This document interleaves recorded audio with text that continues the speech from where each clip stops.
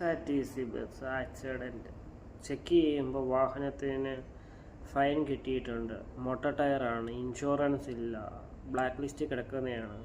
Okay, നിങ്ങൾക്കറിയാം കിലോമീറ്ററുകളോളം ഓടുന്ന ബസ്, കാരണം 200, 250, 300 കിലോമീറ്ററുകളോളം ഓടുന്ന ബസ് മൊട്ട ടയർ ഇട്ട ബസ്സാണ് ഓടിപ്പിക്കുന്നത്. പ്രോപ്പർ മെയിൻ്റെനൻസും ഇല്ല, ഒന്നുമില്ല. ഇനി അപകടത്തിൽപ്പെട്ട് കഴിഞ്ഞാലോ വന്ന് ചെക്ക് ചെയ്യും. ആ സമയം ഒരു പ്രൈവറ്റ് ബസ് അപകടത്തിൽപ്പെട്ടിട്ടുണ്ടെങ്കിൽ മോട്ടോർ വെഹിക്കിൾ ഉദ്യോഗസ്ഥന്മാർ വന്ന് ടയർ മൊട്ടയാണ്, അതില്ല, ഇതില്ല, ഫിറ്റിങ്സ് ഇല്ല, അതില്ല എന്നൊക്കെ പറഞ്ഞു ഒരു 6 മാസത്തേക്ക് ബസ്സിനെ സസ്പെൻഡ് ചെയ്യും. ഡ്രൈവറിൻ്റെ ലൈസൻസ് സസ്പെൻഡ് ചെയ്യും, RC സസ്പെൻഡ് ചെയ്യുന്ന ഇതൊക്കെ. പക്ഷേ KSRTC ബസ് ഉണ്ടായിക്കഴിഞ്ഞാൽ ഞാൻ കണ്ടിട്ടില്ല സസ്പെൻഡ് ചെയ്ത് RC ഒന്നും സസ്പെൻഡ് ചെയ്യുന്നത്. മോട്ടോർ ടയർ ഇട്ട് കുത്തി നിറച്ച് ആൾക്കാരെ കൊണ്ടുപോകും. നമുക്ക് ഇന്നലെ ഒരു ബസ് വന്നു, പ്രിൻസ്, കട്ടപ്പന, ആലുവ. എന്തും മനോഹരമായിട്ട് ആ ബസ്സിൻ്റെ അകത്ത് യാത്ര.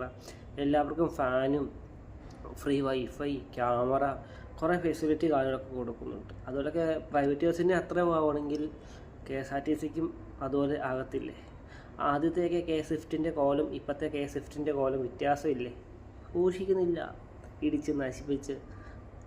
ഗവൺമെൻറ് വണ്ടിയല്ലേ, എങ്ങനെയും കുഴപ്പമൊന്നുമില്ല. എന്തായാലും ഗവൺമെൻറ് വണ്ടി കാരണം ബസ് ഇടിച്ച് എത്രയാണ് മരിച്ചു പോകുന്നത് KSRTC ബസ് ഇടിച്ചിട്ട്. എന്നിട്ട് അവർക്ക് ഇൻഷുറൻസ് കൊടുക്കുമോ? ഞാൻ കണ്ടിട്ടില്ല ഇൻഷുറൻസ് കൊടുക്കുന്നത്, കേട്ടിട്ടില്ല.